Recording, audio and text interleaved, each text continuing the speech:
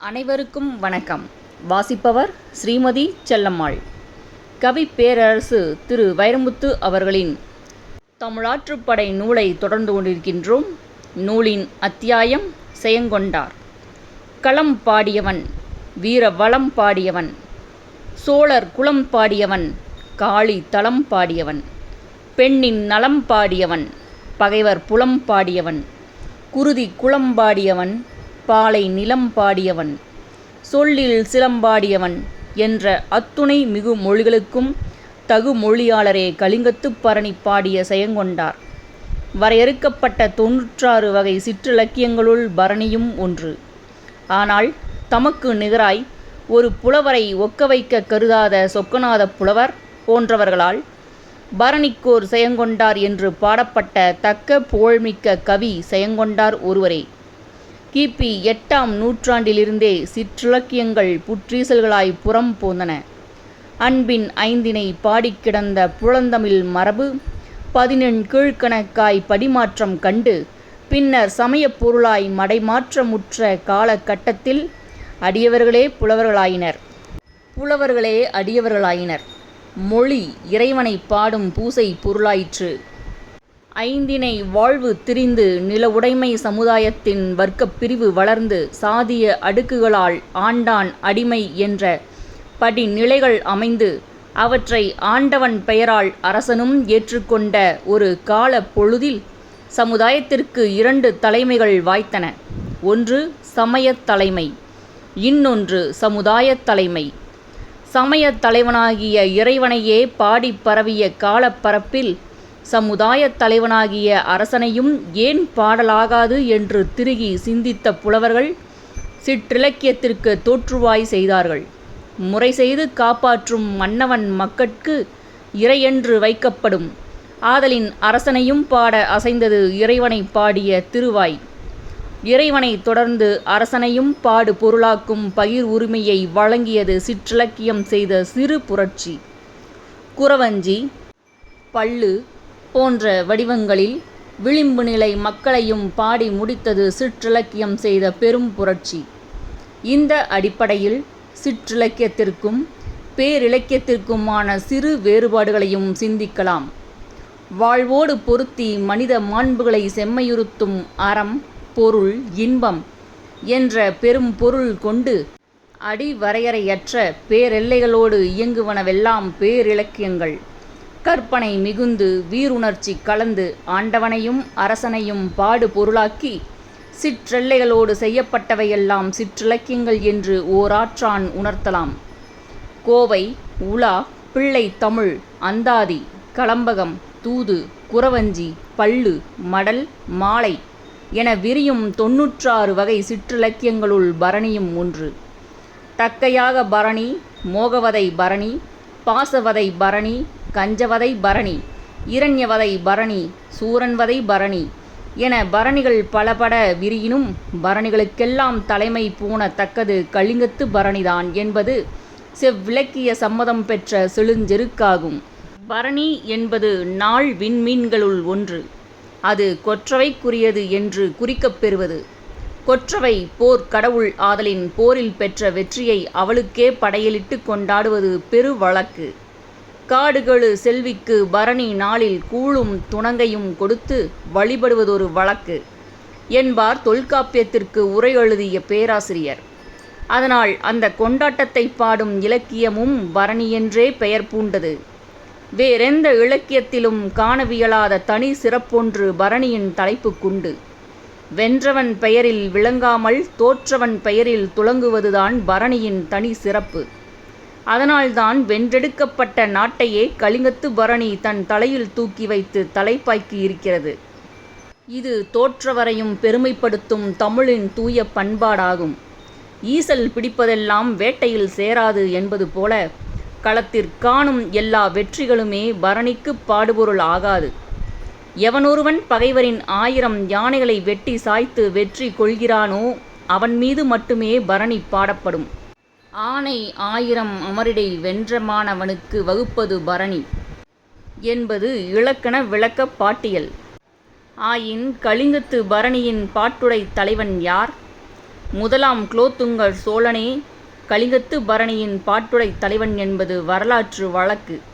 அவன் தாய் வழியில் சோழ மரபினன், தந்தை வழி சாளுக்கியன். கீழை சாளுக்கிய மன்னன் ராசராச நரேந்திரனுக்கும் கங்கை கொண்ட சோழன் திருமகளாகிய அம்மங்கை தேவிக்கும் பிறந்தவன்.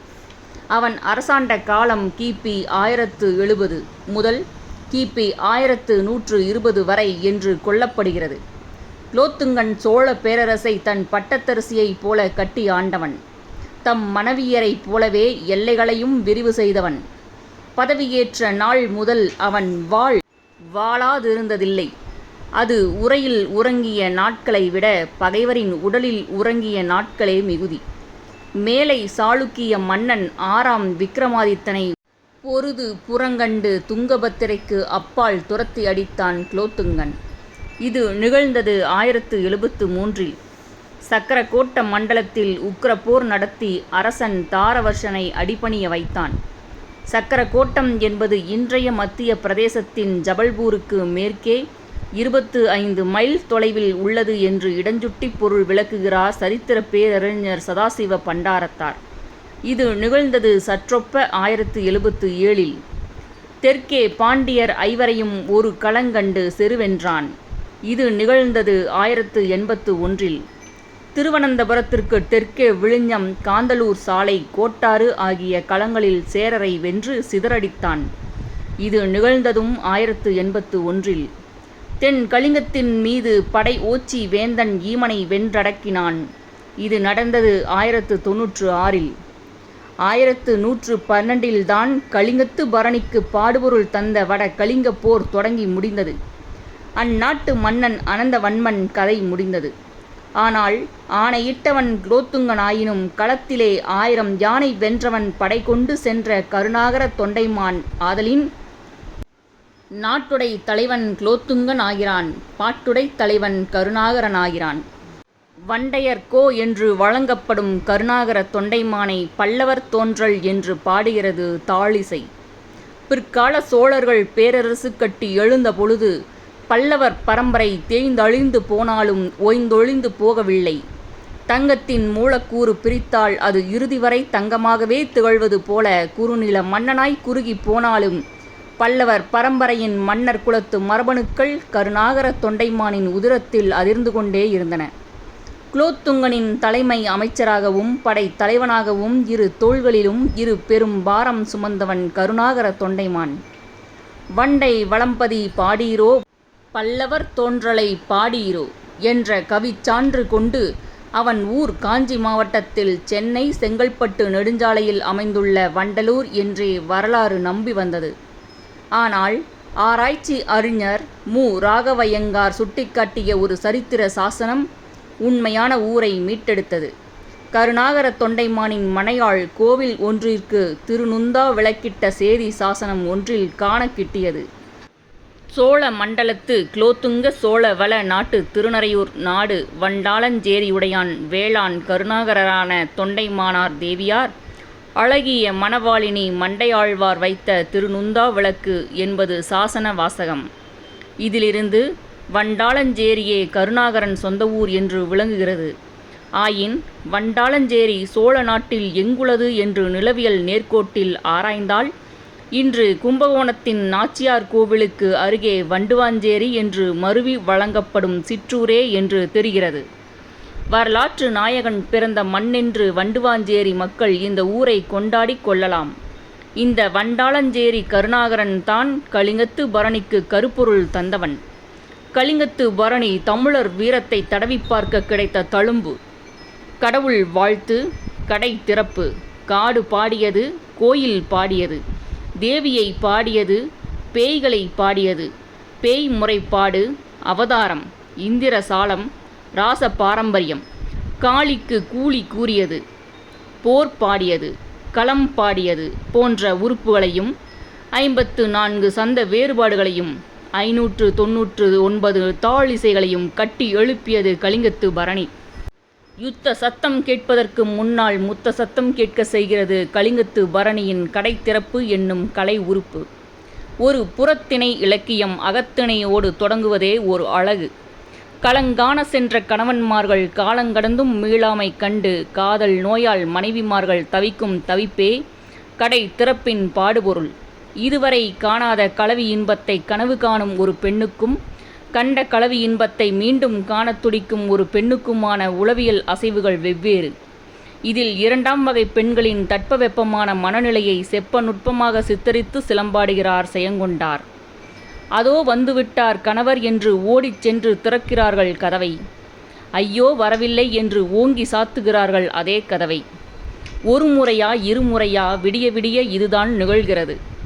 இரவு தேய்ந்து கழிந்ததோ இல்லையோ கதவு தேய்ந்து கழிந்தது.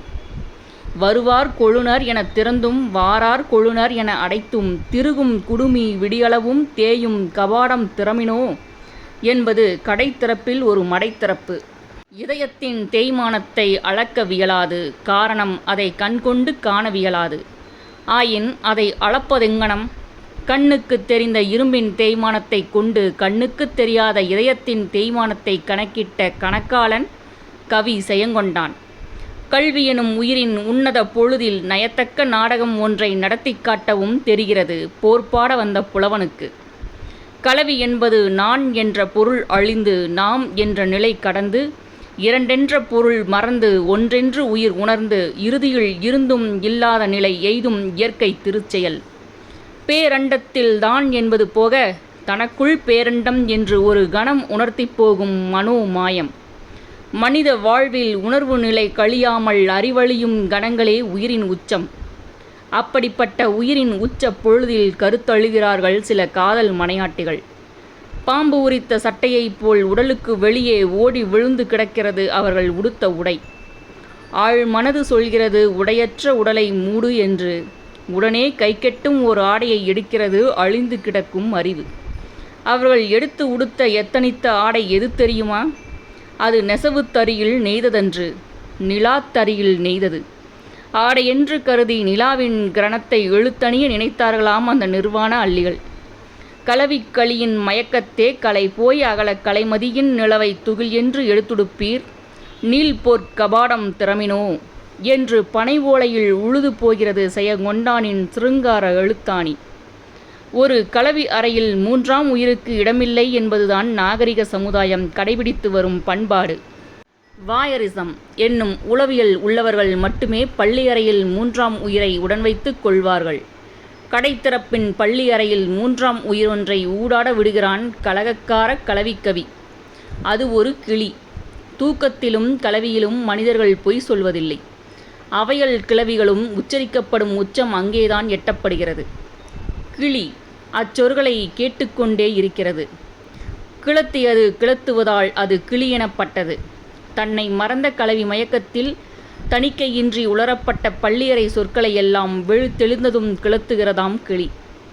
நாணிக் கண் புதைத்த மாணிக்கப் பாவையர் ஓடிச்சென்று பொத்தி முடிக்கிறார்களாம் பூவை வாயை.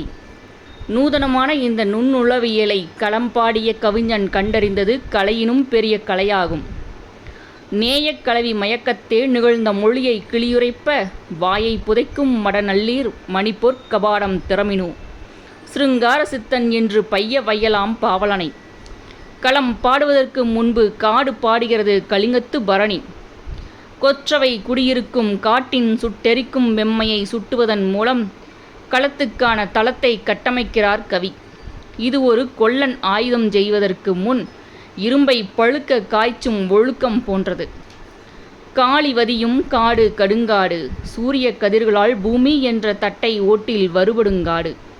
அங்கே உலர்ந்து கிடக்கும் ஓமை மரங்கள், புகைந்து கொண்டிருக்கும் வீரை மரங்கள், பொரிந்து கிடக்கும் காரை செடிகள், கரிந்து கிடக்கும் சூறை செடிகள், பிதிர்ந்த முள்ளி, சிதைந்த வள்ளி, உணங்கிய நெல்லி, உதிர்ந்த வெள்ளில் ஆகிய தாவர குடும்பம் சரிந்து கிடக்கும்.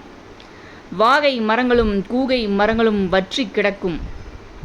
வேல மரங்கள் மடிந்து கிடக்கும். புங்க மரங்கள் உதிர்ந்து கிடக்கும். பறந்து போகும் பருந்தின் நிழல் நிலத்தில் விழுகிறது. பறவை பறக்கும் போது நிழலும் பறக்கிறது. கவி சொல்கிறார், அந்த நிலத்தின் வெம்மை தாழாமல் அந்த அனல் காட்டை விட்டு நிழல் கூட அஞ்சி ஓடுவது போல் இருக்கிறது. நெருப்பை தகடு செய்த காடு. அதிலிருந்து கனலும் அனல் நெருப்பாய் தெரிகிறது. அங்கிருந்து பறக்கும் புறா கூட்டம் தீயில் கிளம்பும் புகையாய் தெரிகிறது. செந்நெருப்பினை தகடு செய்து பார், செய்ததொக்கும் அச்செந்தரை பரப்பு. அந்நிலத்தினில் புகை திரண்டது, ஒப்பிலது ஒப்புரா அதன் இடைப்புறா.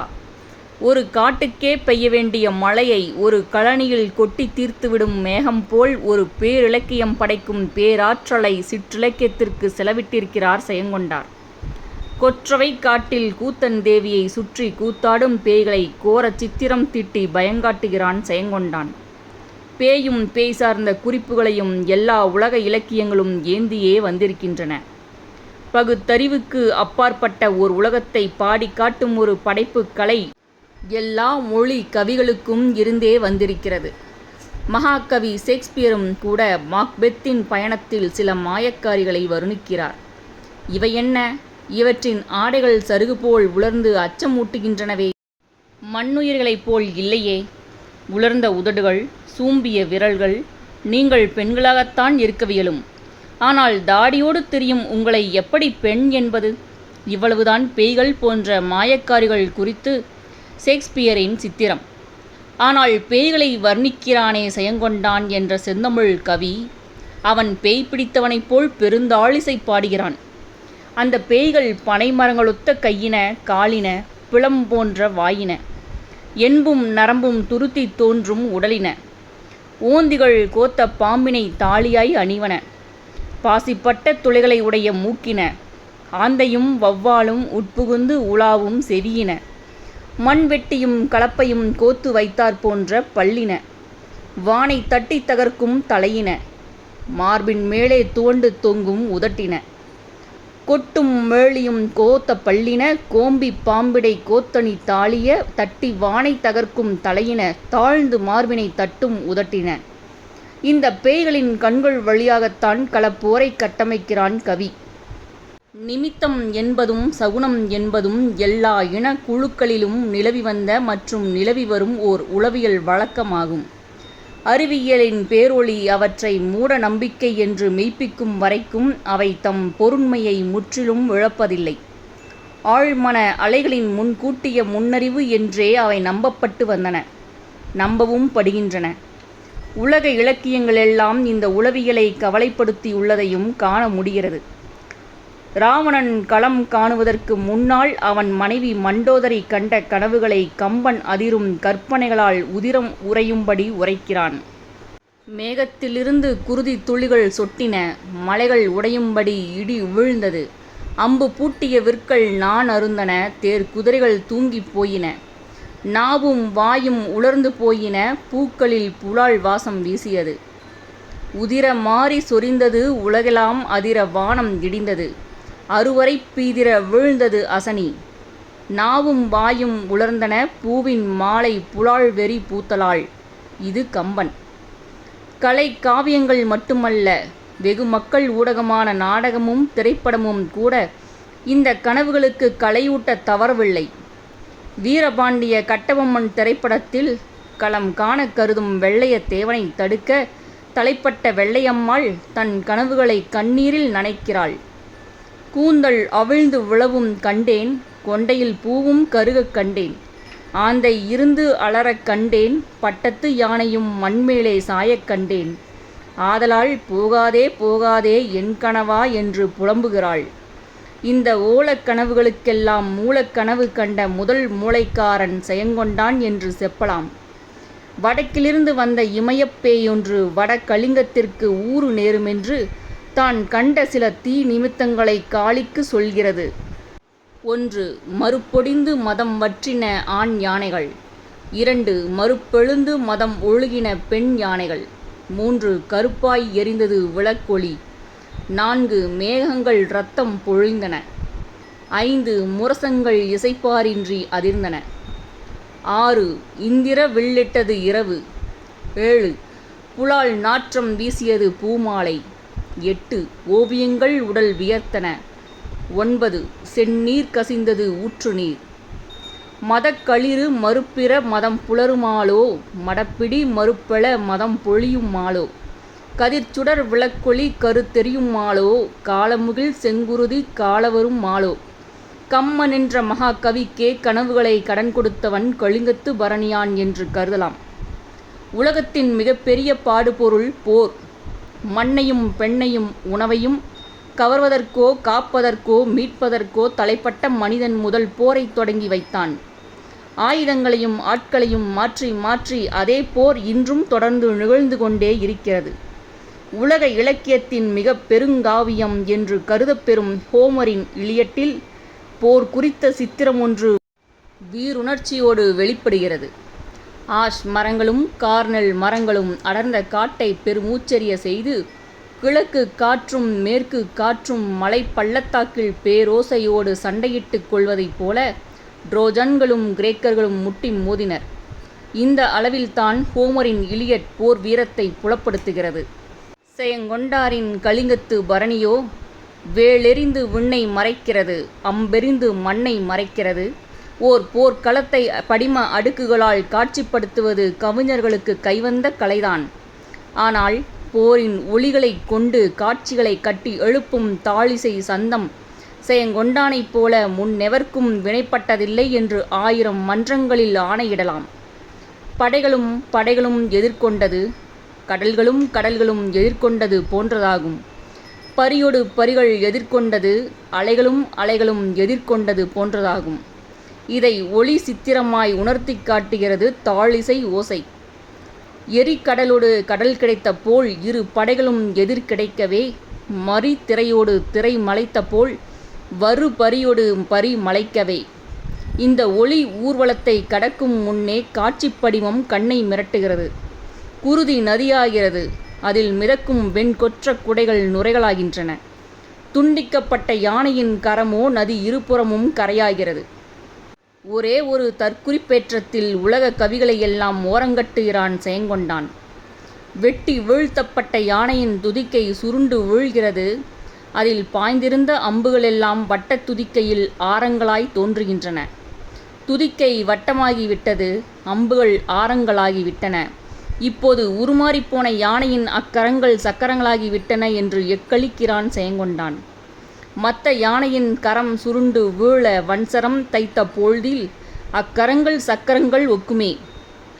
ஒளியோடும் பொருளோடும் தமிழோடு போட்டியிட முடியாது உலகில் யாரும். கலிங்கத்து பரணியின் அரங்கேற்றத்தின் போது செயங்கொண்டான் பாட பாட ஒவ்வொரு தாளிசைக்கும் ஒரு பொற்றேங்காய் உருட்டுவானாம் கொற்றவன் குலோத்துங்கன். 550 முதல் 600 கிராம் நிறை கொண்டது ஒரு தேங்காய் எனக் கொள்ளலாம். சற்றொப்ப 12 சொற்கள் கொண்டது ஒரு தாளிசை எனலாம். இது உண்மையாயின் ஒரு சொல்லுக்கு 50 கிராம் தங்கம் பெற்றவன் உலகிலேயே தமிழ் கவிஞன் ஒருவன் மட்டும்தான். போரில் புறங்கண்ட வடகலிங்க மன்னன் அனந்தவன்மன் மலையொன்றில் ஏறி குகை புகுந்தான். அந்த மலையினை சோழ வீரர் சூழ நின்றனர், வில்லாலும் வேலாலும் வேலி கோலி. கருணாகர தொண்டைமான் அவனை கைது செய்து அழைத்து வந்து குலோத்துங்கனை கும்பிட வைத்தான். இந்த வெற்றியை கொண்டாடித்தான் கொற்றவை காட்டு பேய்கள் ஒரு பரணி நாளில் கூழ் அட்டு குடித்து கொண்டாடி கூத்தடிக்கின்றன. அகோ பேய்களே, கூழ் அடுவதற்கு முன்னால் குருதியாற்றிலே குளித்தொழுங்கள். யானையின் ஒடிந்த தந்தமெடுத்து பல் துலக்குங்கள். கொழுப்புகளை உலர்த்தி விரித்து உடை உடுத்துங்கள். யானை மத நீரில் தரை மெழுகுங்கள். முத்துப் பொடிகளில் கோலமிடுங்கள். யானை மத்தகத்தில் அடுப்பு கூட்டுங்கள். யானை பானையில் உலையிடுங்கள். குந்தம் பகழி கோல் வேல் கொண்டு அடுப்பெரியுங்கள். பகைவரின் பல்லரிசி எடுத்து முரசமென்ற உரலிலிட்டு தந்த உலக்கைகளால் குற்றி எடுங்கள் என்று ஆணையிட்டு கூழ் சமைத்து பந்தி கொண்ட பிறகு தாம்பூலம் தரிக்க வேண்டும் என்ற பேராவல் எழுகிறது பேய்களுக்கு. பேய்களின் பெருநோக்கில் தாம்பூலம் தயாரிக்கப்படுகிறது. குதிரைகளின் செவி சுருளே வெற்றிலையாய், குதிரை கால்களின் பிளந்த குழம்பே பெரும் பாக்காய், பகைவர்களின் கண்ணின் வெண்மணியே சுண்ணாம்பாய் தாம்பூலம் தரிக்கிறது பெரிதினும் பெரிது கேட்கும் பேய்க்கூட்டம். இப்போது எழுகிறது ஒரு வினா, இதுவா சிற்றிலக்கியம்? தலைமகனாய் பிறந்தவனை சின்னச்சாமி என்று பெயரிட்டு அழைப்பதற்கும் கம்பனின் யுத்த காண்டத்திற்கே வழிகாட்டிய இந்த பேரிலக்கியத்தை சிற்றிலக்கியம் என்று செப்புவது? போரிலக்கியம் என்பது பேரிலக்கியம் என்று பேசப்பட்ட போதிலும் தமிழ் சமூகம் போர் நெறி சமூகமன்றி போர் வெறி சமூகமன்று. மூண்ட போர்களை கொண்டாடும் அதே வேளையில் போர்கள் மூண்டுவிடக்கூடாது என்ற செழுமிய விழுமியம் தமிழர் சாதியால் பெரிதும் பேணப்பட்டே வந்திருக்கிறது. இருவீர் வேறல் இயற்கையும் அன்று ஒருவர் தோற்பினும் தோற்பது நுங்குடியே என்று போருக்கு எதிரான குரலே புறப்பாட்டில் கேட்கிறது. சோழ பேரரசை வேலாலும் வாளாலும் விரிவு செய்து கொண்டிருந்த போர் சமூகத்திலும் யாரொடும் பகை கொள்ளலன் என்றபின் போரொடுங்கும் புகழ் ஒடுங்காது என்ற கம்பன் குரலும் அதையே வழிமொழிகிறது. இரண்டாம் உலகப் போரில் சேமித்து வைத்த பிணங்களின் கொழுப்பிலிருந்து வளலை செய்தும் தட்டி எடுத்த பிணங்களின் தங்கப் பற்களில் ஆபரணம் செதுக்கியும் எலும்புகளிலிருந்து உரம் தயாரித்தும் ஆதிக்க சக்திகள் அநாகரிகம் நிகழ்த்திய காலையில் புதியதோர் உலகம் செய்வோம், கெட்ட போரிடும் உலகத்தை வேரோடு சாய்ப்போம் என்ற தமிழ் கவியின் உலகக் குரல் நமது பண்பாட்டின் சாரமென்றும் ஈரமென்றும் அறியப்படுகிறது.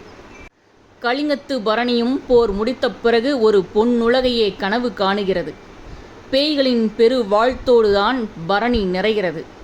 உலக மாந்தர் கலிக்கட்டும், இயற்கையின் இன்னருள் தழைக்கட்டும், பூதலத்தார் புகழ் பரவட்டும், வையகம் நிலைக்கட்டும், வான் மழை சுரக்கட்டும் என்று அமைதியின் ஆட்சியை தான் இறைஞ்சுகிறது. யாவரும் களி சிறக்கவே, தேவர் இன்னருள் தழைக்கவே, பூதலம் புகழ் பறக்கவே, புவி நிலைக்கவே, புயல் சுரக்கவே என்று பேய்கள் வாழ்த்துகின்றன. பேய்களின் வாழ்த்தோடு நம் வாழ்த்தையும் இணைத்துக் கொள்வோம். தரணி உள்ளவரை பரணி வாழும். இப்பகுதி இத்துடன் நிறைவடைகிறது. நூலின் அடுத்த அத்தியாயம் கம்பர். நூலின் அடுத்த அத்தியாயங்களை தொடர்ந்து கேட்க ஸ்ரீமதி செல்லம்மாள் வலையொலி அலைவரிசையை பதிவு செய்யுங்கள். செல்லம்மாள் தொடர்வாள். நன்றி, வணக்கம்.